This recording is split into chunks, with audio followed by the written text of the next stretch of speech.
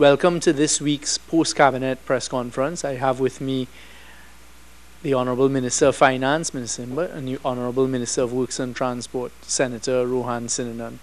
I'll ask Mr. Sinanan to lead us off this afternoon. Welcome to members of the media. Okay, my task this afternoon is to inform the national community of the two decisions taken today at the Cabinet, where the Solomon Hochoy Highway extension, 4 additional packages have been approved to go out for tender. This will bring us to the 7 packages, and additional 5 packages will be offered on tender within the next month, which will bring the segment of the road from the start at the Gulf City Mall all the way down to the Point 14 at the Dunlop roundabout. We estimate that time to be about 2 years to have that section of the road completed, and we just wanted to put on the table that the rumor that the highway have not restarted is simply just that. It's just a rumor. Cabinet also today approved the upgrade of the Moruga Road Rehabilitation Project, which is a project that includes 22 landslips, 22 culvert crossing, 4 new bridges, and the repaving of the entire road where required. So that again is another major project that will be started very shortly, and we look forward for the local content in these both projects. Both projects have been packaged in such a way that local contractors are able to take full advantage of the opportunities. I thank you. Just to add to what Minister Sinanan told us a short while ago, it's also an important point to note that in the continuation of the highway from, as he said, Gulf City all the way down to Point 14, and those packages, the government will be utilizing the money that it recovered from the standby letters of credit in the litigation with OAS that, as you all would recall, was successful all the way up in the courts of London, and that's how we managed to recover that money. So at this time, it's come in very, very useful, and that is the money that we'll be utilizing to complete the highway to Point 14 for as far as possible. Minister Imbert.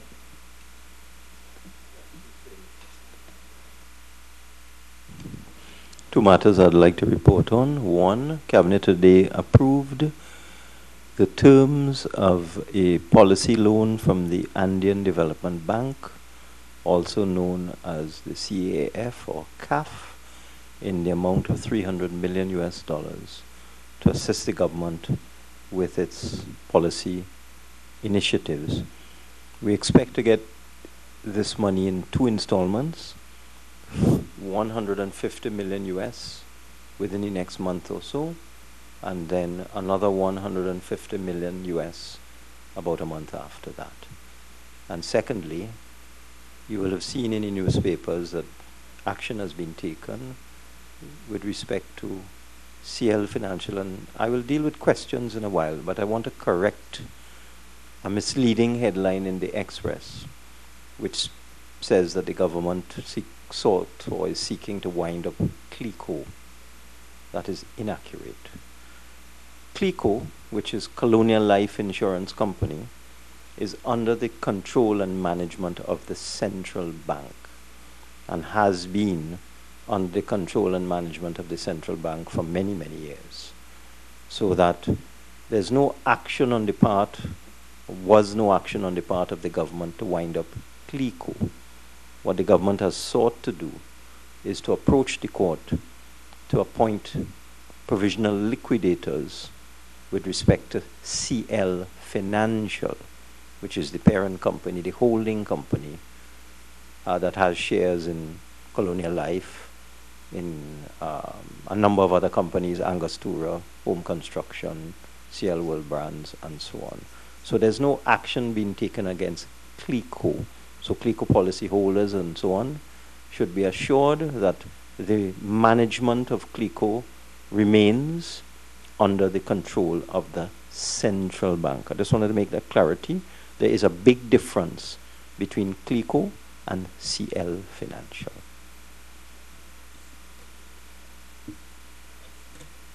Okay, any questions? Yes? Where is the Republic Bank in all of that? I'm not sure where it falls. A number of shares of Republic Bank were pledged to the CLICO Investment Fund, which is a publicly traded equity, a security, that trades on the Trinidad and Tobago Stock Exchange. So when the CLICO Investment Fund was created and units or shares were issued to policyholders in exchange for some of their policies, the security or the securitization for the CLICO Investment Fund involved a significant block of Republic Bank shares. In addition to that block of Republic Bank shares, which is being used to back the CLICO Investment Fund units, Colonial Life itself also has laid claim to ownership of about 7% of Republic Bank, and CLICO Investment Bank has laid claim to about 18% of Republic Bank. The two together make up about 25% of Republic Bank shares. So there's 25% Republic Bank shares owned in aggregate between Colonial Life and CLICO Investment Bank. And then there's a significant quantity of shares in this CLICO Investment Fund. I believe when you add it all up, it's about 52-53%. So you have about 39, is my maths right, or 29% in CLICO Investment Fund backing those units, and another 25% owned in aggregate between CLICO Investment Bank and Colonial Life. I don't know if that answers your question. That is not affected in any way by all of this. Well, as I pointed out, Colonial Life is under the control and management of the central bank. CLICO Investment Bank is under liquidation, it's in liquidation. The liquidator is the Deposit Insurance Corporation, so that the 18% approximately that has claimed, I'm using the word claim very deliberately, claimed by CLICO Investment Bank is under the control of the Deposit Insurance Corporation, because they are the liquidator of CLICO Investment Bank. And the 7%, more or less, that is owned by Colonial Life is under the control and management of the central bank. So none of those two shareholdings, the 7% claimed by Colonial Life and the 18% claimed by CLICO Investment Bank, is affected by this action. Those are separate matters, and as I said, CIB is being liquidated by the Deposit Insurance Corporation, and Colonial Life is under the control of the central bank. This action treats with CL Financial, which has shares. It has shares in Angostura, in home construction, in CL World Brands, etc., etc. Okay? We also would like to take this opportunity to make the point that government took this action after very careful deliberation and on the basis of very clear legal advice in order to protect the taxpayers of Trinidad and Tobago. And Minister Imbert will give a little bit of background as to what it was taking place with respect to other shareholders of CLF, and why government thought it was necessary at this stage to take this position to protect the amount of money that has been injected into CLF and other subsidiaries and related companies since 2009 to protect the taxpayers of Trinidad and Tobago and the public of Trinidad and Tobago. Well, as you know, there's been some speculation and difference of opinion on how much of taxpayers' money was injected into the CLICO CL Financial bailout. As I indicated at a press conference, it's more than a year ago in this room, it was in excess of $20 billion. I think I had said 23 or 24 at the time. In the petition before the court, the Permanent Secretary of the Ministry of Finance, who has put in one of the principal affidavits in support of the petition, has indicated and given a breakdown, and the breakdown is actually in the express, that so far at least $23 billion has been injected. But in addition to that, there are other liabilities that face the government for having become involved in this matter. There's exposure to claims from third parties with respect to deposits they may have had in CLICO Investment Bank, and other exposure to the myriad of companies that CL Financial was associated with. The government, once it got involved, became liable and became exposed to other claims. So the 23 billion is a sort of a base figure, and there is more. It is anticipated there would be more, but these have not been quantified at this point in time. What was happening was that this CLICO resolution plan, or this CL Financial bailout, was supposed to have been done in 3 years. It all started in 2009, and it should have been completed, and the assets of CL Financial and Colonial Life should have been disposed of by 2012 in order to repay the government. Well, that didn't happen. So what happened instead is the original agreement was extended for short periods. It was extended 16 times or 17 times. When we came in, we found that the agreement was about to expire. So we got an extension from the other shareholders of CL Financial, because the government actually owns 14% of CL Financial by way of a bailout of British American insurance company BICO. Government took over a liability of BICO, which is a Eastern Caribbean operating or Caribbean company, and in return got access to 14% more or less of CL Financial. But what has happened is that as we were going along with this resolution, which was very slow, because the only money really recovered so far was really out of a forced situation, and that is the methanol holdings, the MHTL situation, where the matter went to arbitration, and the arbitrator ordered the government to sell the shares in MHTL to the other shareholder, a foreign company. And approximately $7 billion, $7.5 billion came out of that. But if that was not forced, we may have recovered even less. So the recovery at this point in time, after 8 years, has only been about $7.5 billion. And the government has put in at least 23. So that it was going very, very slowly. And then there was reluctance on the part of the other shareholders to continue with the original agreement and to sign another extension with the shareholders' agreement. I took a note to Cabinet to get the government's approval for the government to sign another extension to August of this year, actually. And we sent that to the other shareholders, and they didn't sign it. They sent it back.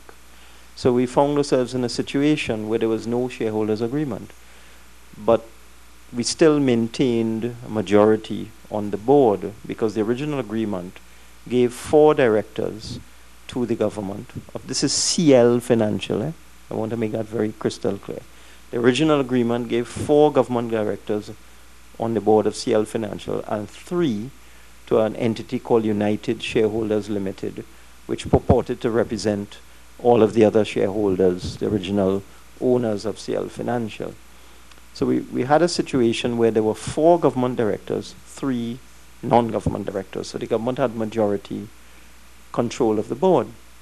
But then, not too long ago, the other side, the United Shareholders side, asked for a special meeting of shareholders to add 2 of their people to the board, which would bring their membership up to 5 and make the government 4, effectively causing the government to lose control of the board and control of the companies. And we couldn't sit idly by, because, as I said, this thing been going on for 8 years, 23+ billion of taxpayers' money put into this attempt at a solution, and just dragging on. And then the other side makes a move, which they are allowed to under law, under the Companies Act, once 5% of the shareholders of a company request a special shareholders meeting, it's mandatory. It's just certain procedural matters that have to be followed in terms of the format of the notice and that sort of thing. So eventually, all the directors of CL Financial were requisitioned and served with a request so that there was no way out. A special meeting of shareholders has been scheduled now for the 26th of July. And, being the custodian of public money, and so much of the public's money has gone into this arrangement, we felt as government we had no choice but to seek to protect the public purse, protect taxpayers' funds, and to make this application for the CL Financial to be put into liquidation. Thank you. Any other questions? What's happening now with regard to this ferry is a he say, she say versus Mr. Bassant and Ms. Lewis of the Port Authority. I'm just wondering if there's any information, concrete evidence that can come forward to say definitively where the vessel is at this time, its scheduled arrival, and whether or not there were any maintenance issues on the way to Trinidad. Okay. Let me start by saying I don't know about the he say, she say, because I don't know who I saw an article by Mark Bassant, and I saw a press release coming from the Port Authority. Mark Bassant was making some claims that he spoke to one Miss Lewis at the port. The port put out a statement from Miss Alison Lewis. I think Mark Bassant needs to check to see there are two Lewis at the port, and I don't know if Mark is aware of that. It's to Miss Lewis. But I just want to put on the record there are two Miss Lewis at the port. So I wouldn't get into the he say, she say. I just want to say that we have a board at the Port Authority headed by Miss Alison Lewis, who I have full confidence in. And I know she's someone who is thorough before she takes a decision. So I am putting my faith that Ms. Lewis and the board would have done the right thing. My information is that we have two vessels en route to Trinidad and Tobago. One will be here on Sunday, which will take care of the cargo aspect of it. And sometime later on this month, we have a ferry vessel that is expected to arrive on the island. What was the original day that the ferry was supposed to arrive? I think it is on the 17th of this month. So yes, there was a delay. But I must say the agreement with the charter party is that if there's a delay outside of the time allotted, there will be penalties. So I'm sure the board, on the advice of the attorneys, would have taken that into consideration, that if there's a delay outside a specific period, the citizens of Trinidad and Tobago would be compensated. No, I can't give you that information now. Any other questions? Kamal? There was an issue raised whether TerraJet was higher in cost than this other, the Ocean Flower 2. Is there any way that we could just lay that information out on the table and show what the bid was for the TerraJet versus the bid for the Ocean Flower 2, so we can see for ourselves? Yeah. I have no objections to that, and I think very soon the port, I guess if Mark Bassant or any journalist was to probably address the right Lewis on the port and make that request, it will be fulfilled. Kamal? A question to Minister Imbert. This week we would have reported on the issue of the net official reserves.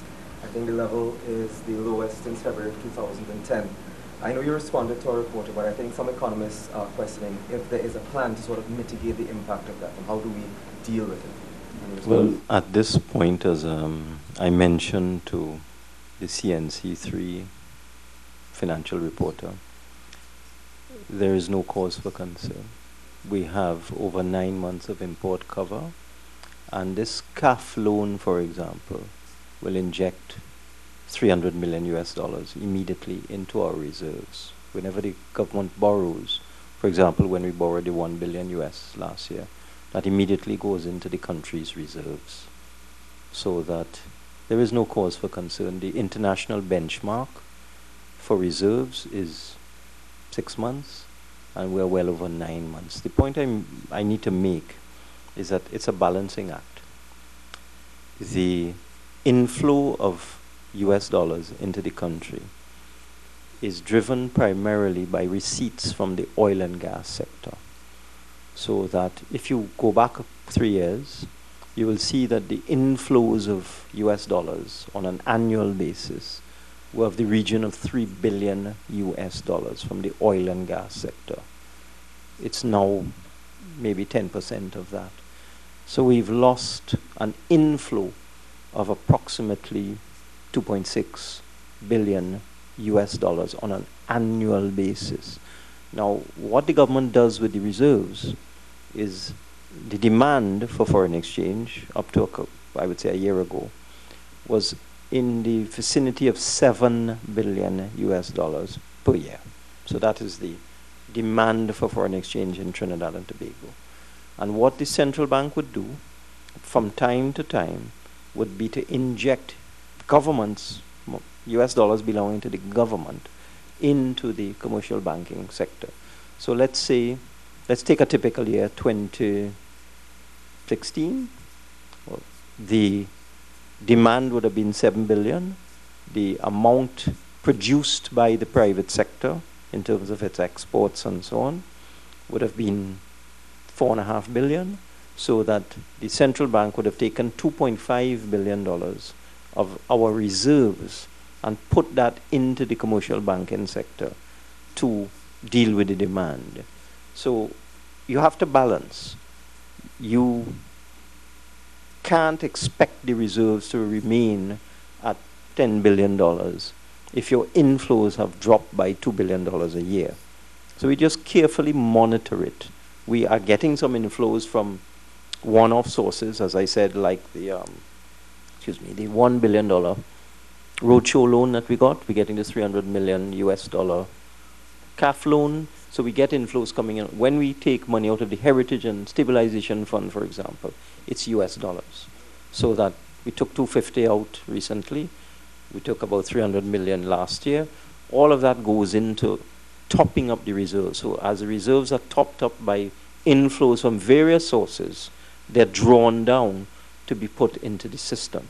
So if we are going to attempt to deal with the demand in some meaningful way, if we're going to make our best effort to ensure that there's a supply of US dollars available in the local system, we have to use our reserves. So we keep monitoring it, and the current level is quite satisfactory. The current level of reserves is quite satisfactory. It's way above the international benchmark.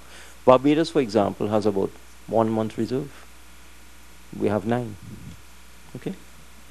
Yeah.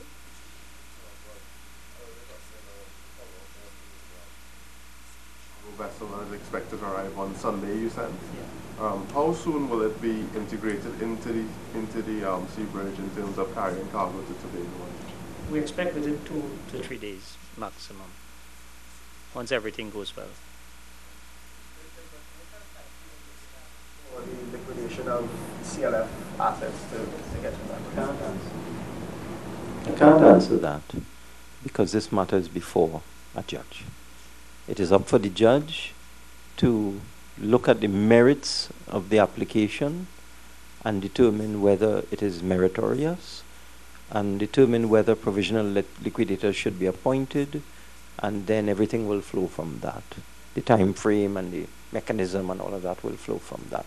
So it's up to the judge to hear, in the first instance, to hear the various arguments of the parties and determine whether the government's application has merit.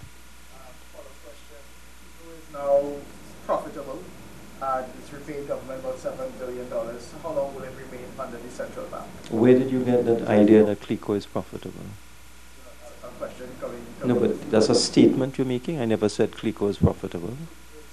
No, the latest accounts that I have seen, CLICO is still insolvent by approximately $1 billion.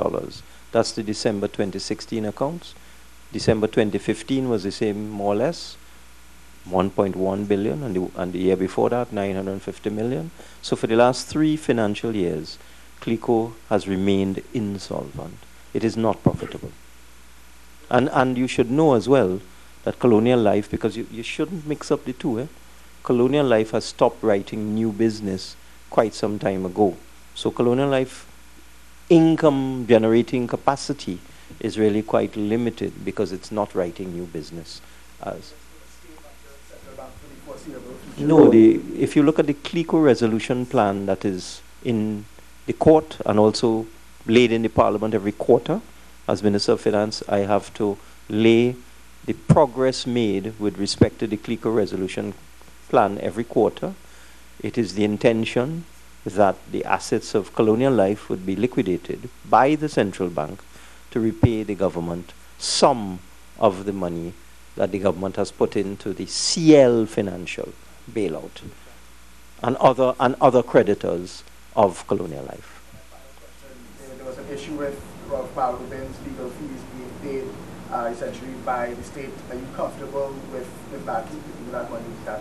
I would prefer not to comment on that, and just to say that his fees were not paid for by the state. But they weren't. I don't recall any article that said that those legal fees were paid for by the state. I don't recall that, and I've read all the articles. So who paid the $3 million in fees? I don't think it was the state, and I think I'm only qualified. No, I don't believe that either. I'm only qualified to speak on behalf of the state. I can't speak on behalf of other entities. Of CLF. That is for the board of directors to talk about. Paying those fees? I really wouldn't want to comment on that. Any other questions? Any other issues? Firing linked to these 10 shops that exist. Marlon, not Rose, Hola, sorry. Hola. Sorry. That's a journalist, sorry. Was his firing linked to the... There was an article in the newspapers, I can't recall which paper, might have been yours, which gave some details with respect to that matter. And my recollection of the article is that it was a fairly accurate representation where reasons were given for that action that was taken by the board of CL Financial. And tell me something, you suggest, well, there seems to be some contention between how much money the government has put in. Mm-hmm. Wasn't there some sort of accounting when money was put in over the period so that there is a clear... All right, I will step out of my crease now and say it is only when this government came into office that a proper accounting of the money spent by taxpayers to bail out CN Financial was done. I would say that prior to this government coming into office, the approach to that matter was less than perfect. We are the first government since 2010 who did a proper accounting exercise using qualified accounting personnel and the records at the Ministry of Finance, and that is how the permanent secretary in the Ministry of Finance was able to put in his affidavit the total sums expended by the government. There's been a lot of loose talk about this, and one of the good things that would come out of this application is this matter is now in the public domain. The public can see for themselves, based on the affidavit of the permanent secretary, exactly how much money was spent and on what. Because there has been, there are people who tell me on an almost weekly basis that they were told that the government only put $5 billion into the bailout, and they believe that. So one of the good things about this matter is that once and for all, it will be determined how much money the taxpayers actually put into this. And our records show it's $23 billion and counting, plus. Okay? And it doesn't, our application does not put a figure on legal fees and consultants' fees and contingent, some of the contingent liabilities and so on. So that's why we say it's 23 billion plus. But it's all very well documented and detailed for the first time by a government. Kamal. The Petrotrin report, if I'm not mistaken, it was expected to come before Cabinet. Was that today? Can you give us an update? Yes. The Standing Committee on Energy, which as you know is a sub-cabinet committee, met with respect to the Petrotrin report, the P.S. Lashley-led team. You would recall that we had asked from that Standing Committee on Energy for the Ministry of Finance, the Ministry of Energy, Petrotrin, NGC, and Mr. Motley to provide their comments on the P.S. Lashley report. All of that was brought together. We then put together a small team to take a look at it to make recommendations to the Standing Committee on Energy, which took place yesterday. We met, we debated, and we put forward our recommendations from the Standing Committee on Energy to Cabinet today. Cabinet has the report as well as the Standing Committee on Energy's recommendations before it and is currently giving it some active consideration. Recommendations on the table, the, I guess, dissecting of Petrotrin into 3 parts? At this stage, we can't go any further because, of course, Cabinet has not adopted recommendations as yet.